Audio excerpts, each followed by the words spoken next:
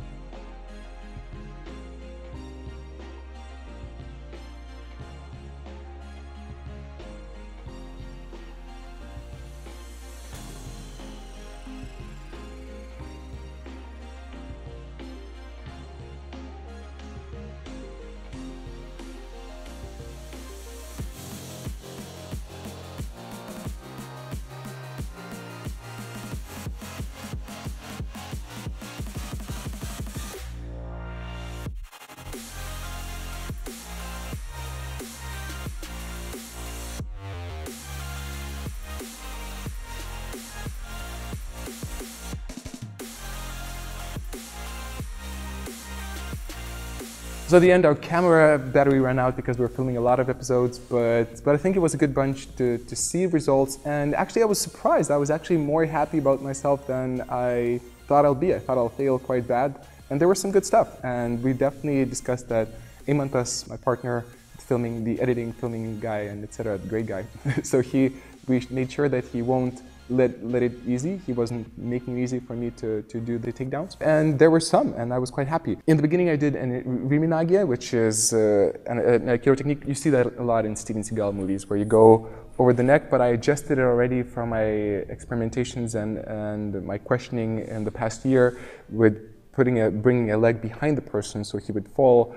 Also, I did kind of a Kaitanage variation. So Kaitenage is grabbing the head and taking the full arm, but right there was suggested by Nico Shipchak, a professional UFC, an ex-professional former UFC fighter, that I would actually lock down the elbow and bring it to the body. I tried in the end to do a koregashi, a wrist takedown, which I did in the BJJ competition and also in the previous episode. The boxing gloves, yes, they were in the way, that didn't help. And at the same time, I exposed myself really bad. I mean, he was just throwing punches afterwards, and I really tried hard to do it. And in the end, I realized, you know, you're being stupid, man. Like, so you're trying to do your small thing, and he's just punching the hell out of you. So I need to develop that. I'll ask my coach, whom I'll meet, I'll ask for tips how to do that.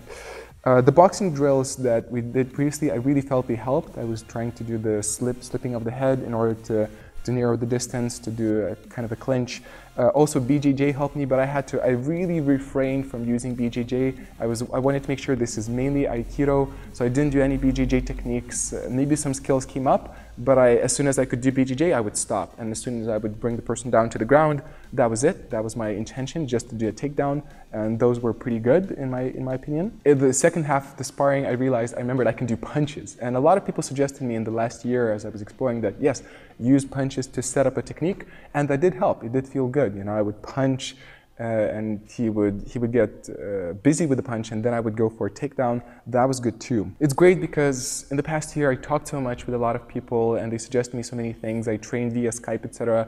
I did some BJJ, but those Skype sessions, the modernized Aikido sessions, really helped. I was actually able, what I got there, what I heard, I was actually able to implement some of the stuff that Lenny Sly gave me, the UFC fighter Nico Shipchak, and other people I worked with. That finally came into action, so I'm really happy about that. So now the plan is I will go train intensely with my current coach. He's gonna give me some more self-defense advice, some more boxing, wrestling tips, and we're gonna really work hard, film that stuff as well, and right after that I'll come back and we'll do the sparring again and we'll see if I progressed. Now let me know what you think. How do you perceive the session? What is your feedback? Do you see that as a success, or do you think that something was lacking there? As always, I'm really curious to know your opinion. Always, if you want to support this project, want to make it quicker, bigger, better, check the Patreon page right here in the corner. All the information is there. But right now, I'll leave you just to live your own lives, and I'll see you in another video next time.